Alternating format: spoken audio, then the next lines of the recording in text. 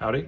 Here's my reflection piece for my informal observation video number 1 for part 2. So overall, I just kind of wanted to be able to reflect on how everything went and everything. So by using the sheets that was provided for us from Lamar University, we're gonna kind of recap and kind of reflect how this really went. So what did I learn from the entire activity? So, I mean, it did feel a little different running a meeting. I mean, I've been a department head for a couple of years, but a lot of times we have instructional coaches that will help lead these meetings. So as being the facilitator, it honestly, it felt fine. The two guys I did it with are guys I've worked with for the last couple of years now, and grown to be pretty comfortable with them. And I think it went pretty good as far as facilitating that meeting and understanding how that went. So overall, I think it was what was most surprising though overall, and me and the guys talked about this after we cut the video off and everything, was that although this was an assignment, we all felt like we genuinely got something out of it. So looking at data that we normally don't really look at, we have some other sub-pops we look at, but economically disadvantaged kids, we haven't really dove greatly into that, and not into the way that we did for this assignment. So I think it was really interesting to actually be able to kill two birds with one stone, really knocking out an assignment that of course I had to do, but also we learned a lot along the way, like through, especially me, for researching it and looking at that data and everything, and then discussing it with colleagues. It really did a number. So like, it really taught me that the importance of being a data-driven leader and understanding that we don't just pull these numbers and stuff out of thin air. Like, we actually need to do the work and dive deeper into things so we can more appropriately understand them. So that's kind of what I learned from the entire activity. How will you use this? How will you use what you learned in this observation activity in the future? As I kind of just said, really just going into a deeper dive of this data, right? And have truly data-driven instruction. I mean, that's what we kind of work towards through PLC anyways. So it's really using that data and how we actually going to make it applicable to our regular lives here at school. So I'd say with that, what activities or experiences do you need to bring your learning from this observation activity to the next level? I would say maybe having a smoother kind of transition from topic to topic. I felt like a little bit was kind of very abrupt, so to speak, with talking about, for example, star data, and then very abruptly, like, all right, we're jumping to a new school. Like, instead of having more transition, making it feel a little more smooth, I feel like I could definitely work on. I feel like there's a lot of room to grow, and a long journey ahead of trying to figure out how to successfully and effectively, more so, do this. And that's lead these data conversations and feel comfortable in that, because to be honest, this was our first year in PLC, having it this year, and still a little growing pains throughout our campus. But the more we go on and throughout the school year, I'm finding that we are becoming more natural at it, and it's becoming more of a norm instead of this kind of thing that no one likes to say or is uncomfortable doing. So let's go with what went well in the observation. So what went well, I felt like we had genuine conversations. So that's a big part. We had conversations that really spanned, as I said, forget the assignment, forget that we had to record this. We had conversations that will legitimately help our school. With nearly 48% of our campus being identified with free or reduced lunch, we have a large population of people that we can specifically target and help bring those scores up, whether it be approaches, meets, or masters. And so I feel like what went well is just the genuine conversations and the genuine benefits that we had from having this assignment. Even though it may have been, for me, a little nerve-wracking going into it, didn't know if we were gonna have enough time, that whole sort of thing, it all ended up working out. So what will I do differently for the next observation? As I said, I think kind of going trying to focus on being a little smoother. So trying to figure out how are we going to do this, how are we going to conduct this meeting in a more relaxed setting. I felt like it was kind of uptight. I felt like it was kind of, very serious, and not to say that it shouldn't be, but what I am saying is I think it should be in an environment where it's, people feel free to speak what they think, right? Because that's the only way we're going to get, the opinions of others, is make people feel comfortable. And as I said, although I know these guys pretty well just from the last couple of years, I still feel that, maybe they felt like they had to say a certain answer, maybe they felt like they had to say a certain thing.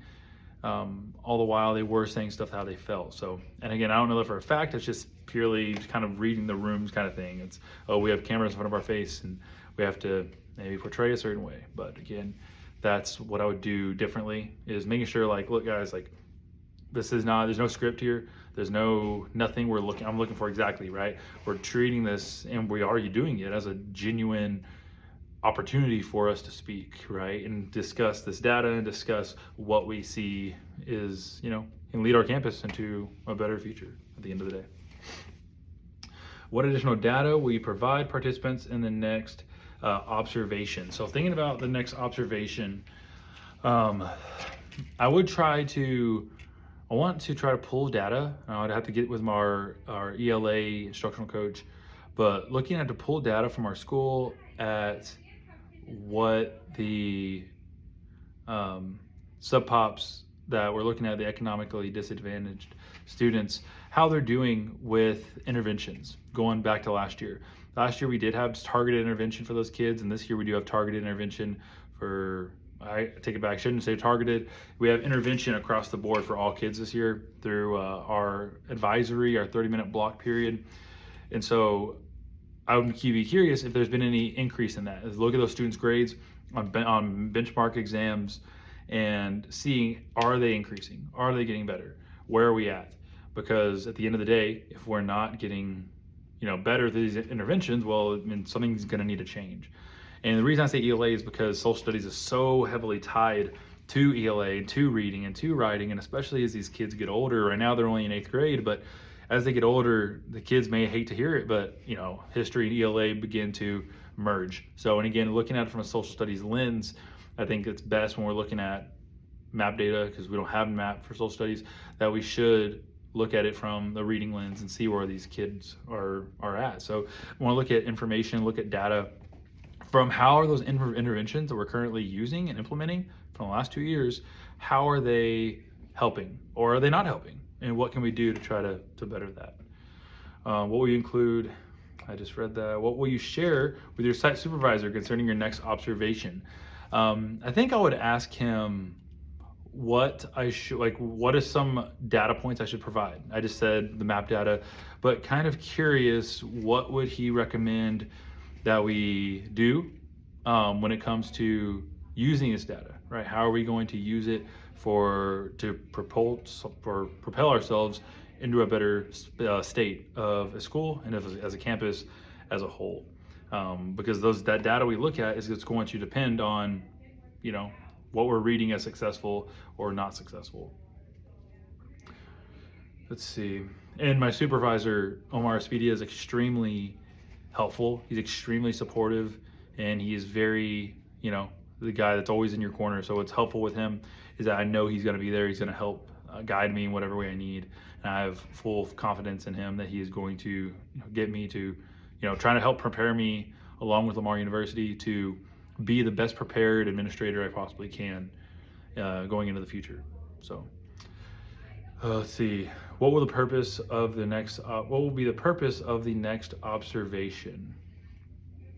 So the purpose will be to try to establish goals. So establish what goals are we going to do to help establish, or I should say, try to establish goals that we can implement in the classroom that are possibly, right, because nothing over an experiment at the end of the day. How can we experiment and try to help these students of this low socioeconomic status succeed, right? So are there things we can implement in the classroom? Are there things that we can provide for these students, maybe such as paper homeworks instead of all written reading homeworks? Are there activities that we can specifically implement that can directly help these students find success in the classroom? So that's kind of the whole purpose of the next observation, is to try to what things can we find that are going to help us get there and can ultimately lead to student success. Being public school, being public ed, we just always strive to try to help students achieve across subpopulations. So what can we do in order to do that? when do you plan to record your next observation?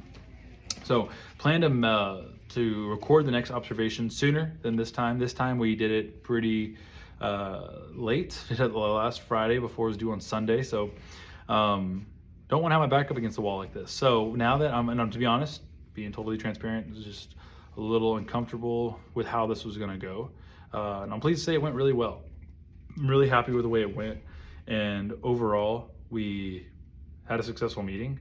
So going into the future, I think I'll be more confident whenever we go into this and work on this recorded PLC essentially, right? We're looking at this data, and what's cool about it is we can actually use it on our campus. With our campus being at 48%, we can utilize this and actually treat this isn't an assignment anymore. It's more of an initiative that I'm working on for my campus, and I'd be happy if provided the work that we find is successful, to provide that to my administrators and show them that this is beneficial to our campus. So but back to the original question, when would I plan on recording the next observation? So I would plan on recording that, let's see, probably do it a week before. So I'm looking to do it the week of the 24th, week of February the 24th. I'd be looking to record. I have a baby on the way. Our wife is due on March 10th, so we're getting down pretty close. I know we have been told by Dr. Harvey that we cannot begin week 2's video before the second module. So no, we can't do it before. So I'll probably do it that first week I possibly can, in order to make sure that we can get that video in before the baby comes. And the next video, I'll worry about that one down the road. So we're looking at doing it the 24th of February. So other plans for the next observation. As far as, again, with this being a reflection, pretty fresh off of the last video, we're really just, right now I'm trying to focus on and look at what can I use that went well in this video and this meeting that I can kind of use going forward. So I think what went well was the genuine discussions we had, being open and honest and telling the guys afterwards even. And that's what it can really kind of sank in, because the whole time I was thinking it, that this felt like a genuine conversation. This did not feel, because it wasn't at all scripted, or no, I didn't tell them what to do. I told them what we were talking about beforehand. That's it. I told them it was about economically disadvantaged students, and we're looking at data. That's all I told them. And I think they responded really well. And I think that going forward, I just kind of remind them that, this is just, we're just talking, right? Worked with each other a couple of years now. We're just talking like any other day, except we're talking about the benefit of these students, who in many cases are some of the most at-risk students that we have. So I'd say for my other plans for the next observation would be really just to kind of build on that and creating this community of open honesty and open and fellow discussion with each other. Because at the end of the day, we're here to serve the students, and we're here to help them achieve their goals, and whatever it takes. And sometimes it's not fun looking through data. Sometimes it's not fun through all this, extra time and comparing districts and all this, that, and the other. But at the end of the day, we're doing it for a purpose. And we're doing this for the purpose of helping kids. So overall, kind of in closing, if you will, I think this video went really well. I think that we achieved our goals when it came down to looking at the data and being able to discuss it and talk about it as a collective. It really we were able to, get down to our ultimate goal, which our ultimate goal is to try to identify, like, yes, where are we as a campus? Where are we even as a district? But when we look at this subpopulation of economically disadvantaged students. So overall, we did well. We really were, as I said, open, honest, and I look forward to going into the future that we're going to continue to have success, and that is actually implemented in our school. At the end of the day, despite grades, despite grades or despite grad school, what would really be impactful is if through this process of doing this data-driven work for these economically disadvantaged kids, that we really see a benefit and we can actually implement it on our campus today and really see the benefits. So it's such a big portion of our student body that we have. So with that, that's kind of my reflection, and thank you for watching.